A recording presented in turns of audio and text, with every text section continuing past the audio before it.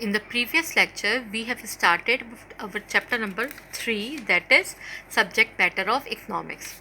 What we have done in the last lecture, we discussed the 3 basic definitions which was given by 3 different economists, that is Adam Smith, who was the father of economics, second is Marshall's definition, and third is Robbins' definition. After that, we have covered few topics like wants, kinds of wants, classification of wants, ये सब हम लोग कर चुके हैं.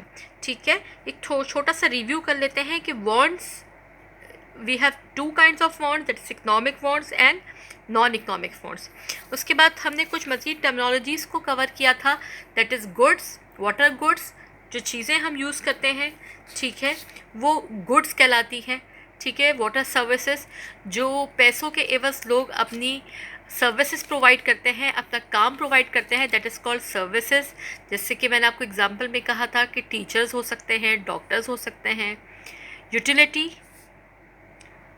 Is a capacity to satisfy human wants. What is utility? Is a capacity to satisfy human wants.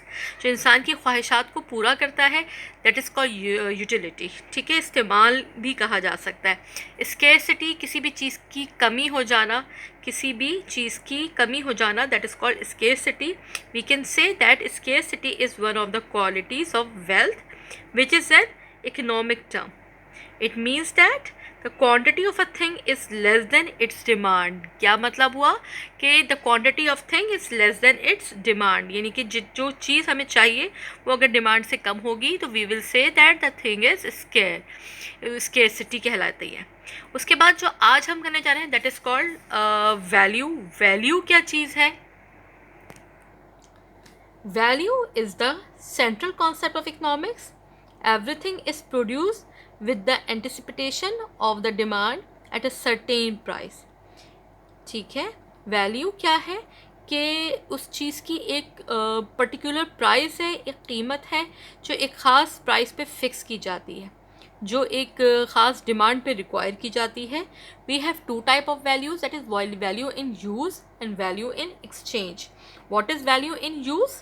That is anything that has utility has got its value. Air has got value in use. ठीक है, वो तमाम चीज़ें जो हम use करते हैं हमारे लिए ज़रूरी हैं, that is called value in use. जैसे कि एयर जो है वो वैल्यू इन यूज़ है, सनलाइट वैल्यू इन यूज़ है. उसके बाद value in exchange. What is value in exchange? A thing which can be exchange for another thing. यानी कि एक चीज़, एक ऐसी चीज़ जो आप रिक्वायर करते हैं, ठीक है, वो आप किसी भी चीज़ के एवज बाय कर सकते हैं, ले सकते हैं, that is called value in exchange. ठीक है, we can say that a thing which can be exchange for another thing has got this value. If 4 mangoes can be exchange for 2 rupees, तो हम क्या कहेंगे कि ये वैल्यू इन एक्सचेंज है, हमने पैसों के से एक्सचेंज किया है मैंगोज़ को. ठीक है, तो we have 2 type of values, that is value in use and value in exchange. What is value? Value is the central concept of economics, and this is the everything is produced with the anticipation of its demand at a certain price. कोई भी चीज़ किसी ख़ास demand पे एक ख़ास कीमत के ऊपर अगर आती है तो वो उसकी वैल्यू कहलाती है. And we have 2 type of values, value in use and value in exchange.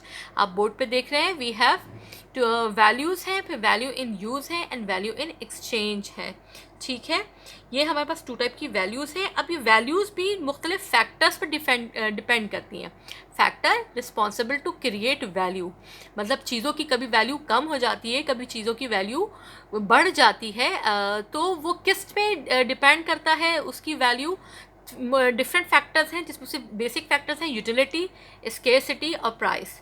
ठीक है, यूटिलिटी उसका इस्तेमाल, अगर किसी भी चीज़ का इस्तेमाल ज़्यादा होगा तो लाजमी सी बात है उसकी वैल्यू भी ज़्यादा होगी. ठीक है, so we can say that to create value in a commodity it is necessary that it should possess utility because it is a utility which satisfies our wants such as clothes and shoes etc. ठीक है, तो क्या हमें बताया गया है कि value जो है वो क्या है कि चीज़ों के इस्तेमाल पे उसकी वैल्यू बढ़ जाती है. जैसे कि कपड़े हैं, शूज़ हैं, सर्दियों में विंटर क्लोथ्स की डिमांड बढ़ जाती है, विंटर क्लोथ्स की वैल्यू जो है वो एक्सीड कर जाती हैं, ठीक है, गर्मियों में उनकी वैल्यू कम हो जाती है, ठीक है। तो ये हमारे पास वैल्यू इन यूज़ कहलाता है, ठीक है, यूटिलिटी पे डिपेंड करता है। फिर second thing is scarcity. What is scarcity? कि more the scarcity of a good high its price. जितनी चीज़ कमी होती है उसकी प्राइस उतनी बढ़ जाती है। जैसे कि अभी हम रिसेंटली इस बात को डिस्कस करते हैं, पेट्रोल प्राइजेस। अभी लास्ट डेज में पेट्रोल की जो प्राइजेस थी एकदम डाउन हो गई थी। जैसे ही पेट्रोल प्राइजेस डाउन हो गई थी वो फ़ौरन स्केर्सिटी में चला गया था, फ़ौरन वो गायब हो गया था मार्केट पे से, वो मौजूद नहीं था। तो क्या हुआ था कि उसकी जो है किल्लत हो गई थी, सही है। तो क्या कहा है कि मोर द स्केर्सिटी, जितनी उसकी कमी होगी उसकी प्राइस फिर उसी हिसाब से ज़्यादा होगी। और फिर अब आप करंटली देखिए कि एकदम उसमें 25 रुपीज़ का एक्सीड हो गया, उसकी प्राइस जो है वो बढ़ गई, ठीक है, और उसकी वैल्यू जो है वो एकदम इंक्रीज हो गई। So we can say that more the scarcity of a good high its price we pay, because less supply than its demands create value in it. यानी कि अगर जितनी डिमांड है उससे सप्लाई कम हो जाएगी तो वो उसकी वैल्यू को क्रिएट करेगा। फिर प्राइस क्या है? The value of a commodity when express in terms of money. चीज़ों की कीमत जो है वैल्यू जब पैसे की फॉर्म में आ जाती है, मनी की फॉर्म में आ जाती है, तो वो उसकी प्राइस कहलाती है, जो कि उसकी वैल्यू को एस्टिमेट करती है। तो what we have learn what is value, how many types of values in use, जो चीज़ें हम इस्तेमाल कर रहे हैं उनकी वैल्यू, जैसे कि मैंने आपको example the, that is the sunlight, that is the air.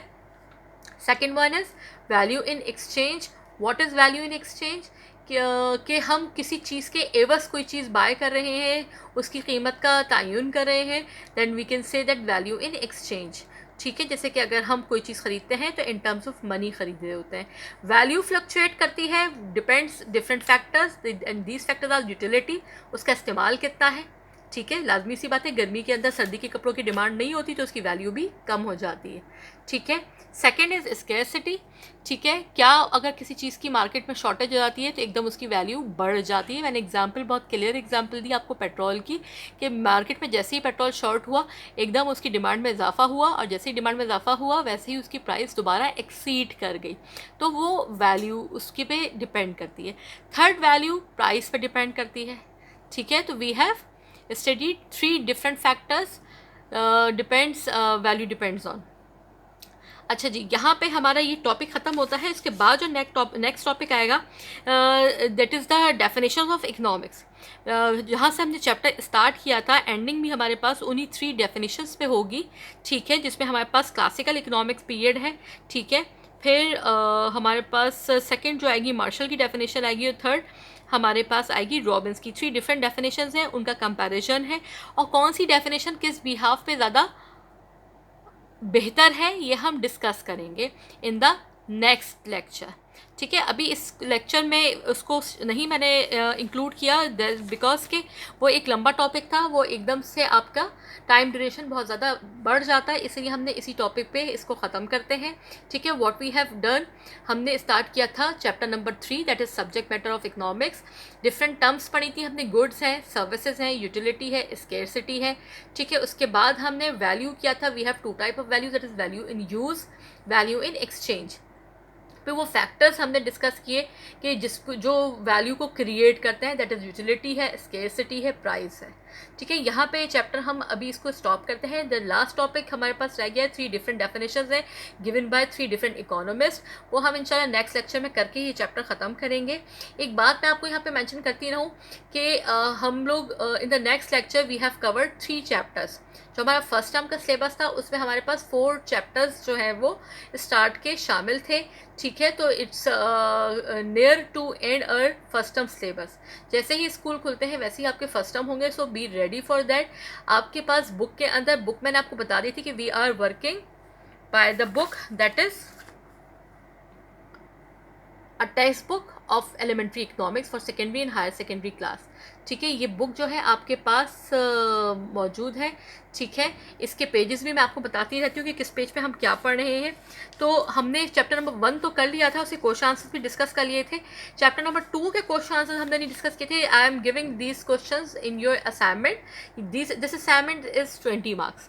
ये असाइनमेंट जो है हमारे पास 20 मार्क्स का है एंड आपका काम क्या है कि do question answers of chapter number 2 that is on page number 18 page पर है। ठीक है, ये आपको अपने रजिस्टर में करने हैं। चैप्टर नंबर 1 के सारे क्वेश्चन आंसर्स, ठीक है, सारे लॉन्ग सारे शॉर्ट, फिर चैप्टर नंबर 2 के पहले शॉर्ट करें उसके बाद लॉन्ग करें। ये एज ए असाइनमेंट आपको अपना जर्नल मेंटेन करना है। इस जर्नल के 20 मार्क्स आपके इंक्लूड होंगे फर्स्ट टर्म के अंदर। सो अपने जर्नल को रेडी रखिए। ठीक है, जैसे ही आपके स्कूल ओपन होंगे वापस आपका फर्स्ट टर्म स्टार्ट हो जाएगा। तो साथ के साथ काम करते रहिए। किसी को कोई प्रॉब्लम है तो they can come to the school and concern with us. ठीक है, बुक आपकी इटसेल्फ खुद नोट्स हैं, इसके अंदर हर चीज़ बहुत डिटेल से मौजूद है। बुक आप ये ले लीजिए, इससे रीड करना शुरू कीजिए। इसके अलावा एक और बुक हम रेफ़र करते हैं, मैं बच्चों को इकरा की बुक है, वो क्वेश्चन आंसर्स के लिए, वो भी आप लोग देख सकते हैं। ठीक है, और किसी को कोई प्रॉब्लम है तो आके स्कूल कंसल्ट कर सकता है। We are here. तो हम इस चैप्टर को यहीं पे जो है कंप्लीट करते हैं। नेक्स्ट टॉपिक जो होगा हमारे पास 3 डिफरेंट डेफिनेशंस होगी given by the 3 different economist. ठीक है, ये हम नेक्स्ट चैप्टर में करेंगे, नेक्स्ट लेक्चर में करके ये चैप्टर कंप्लीट करेंगे।